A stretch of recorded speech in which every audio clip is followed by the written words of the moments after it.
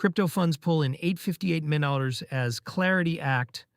Optimism builds digital asset investment products attracted $858 million in net inflows last week, the strongest weekly tally in 6 weeks, according to a CoinShares fund flow report covered by Decrypt on May 11, 2026.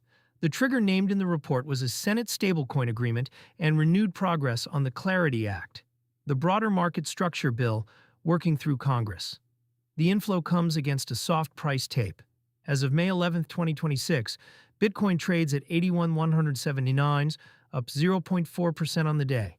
Ether at 2,233, up 0.5%. With the CoinMarketCap Fear and Greed Index sitting at a flat 50 or neutral.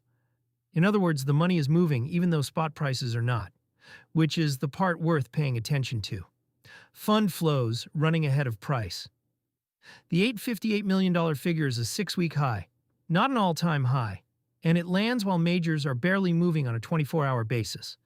That gap is the interesting signal. Institutional allocators tend to lead price when they reposition around regulatory catalysts, since the question they care about is whether they can hold these instruments at scale without a compliance team flagging them.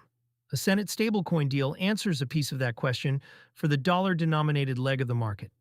CoinShares reports are weekly, so a single print can be noisy. The follow-through matters more than the headline. If next week's data shows a continuation rather than a reversal, the read is that the bid is structural, tied to allocators reopening crypto sleeves rather than short-term traders front-running a rate cut. If it reverses, this was a one-week pop on regulatory headlines. Tying the inflows to the Senate deal, the Clarity Act has been the bill that crypto industry lobbyists have spent the most energy on this year. The Coinbase, Kraken, and Gemini push to strip manipulation language from the Clarity Act earlier this month was a sign that the bill is close enough to a vote that specific clauses are now the fight. The White House July 4th target on the same bill set an explicit deadline. Stablecoin legislation moves on a parallel track, but feeds the same demand picture. Clearer rules on dollar-backed tokens reduce the regulatory tax that issuers and large holders price into their treasury decisions. They also widen the menu for institutions that can only touch products with a defensible legal classification, which in practice is most U.S. asset managers. ETF inflows are the cleanest expression of this. The Morgan Stanley Spot Bitcoin ETF, which logged $194 million in its first month with 0 outflow days, is a small reminder that the institutional wrapper is now the dominant vehicle for new money. When CoinShares prints a strong week, a large share of it now sits inside ETFs rather than direct spot books. Bitcoin sitting under 82Ki with money still arriving. The price action under the inflow data is the second piece.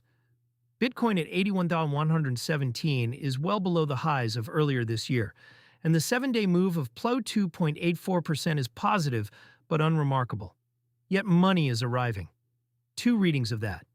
The first is that allocators are using the lower price as an entry, treating the regulatory progress as a separate signal from the spot tape.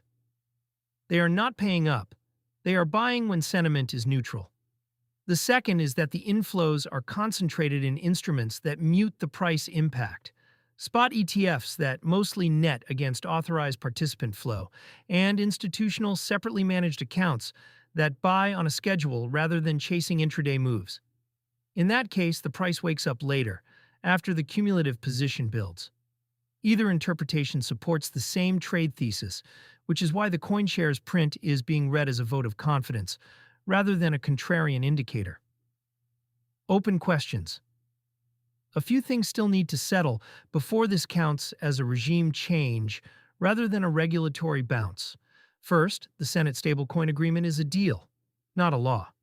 Translation from a negotiated text to a bill the House will pass is the harder step.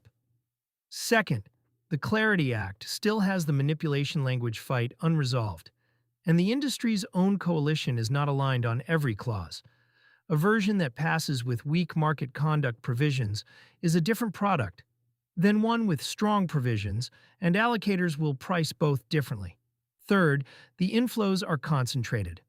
CoinShares historically shows that 1 or 2 issuer products drive most of the weekly number. If those concentrate further, the structural bid read weakens.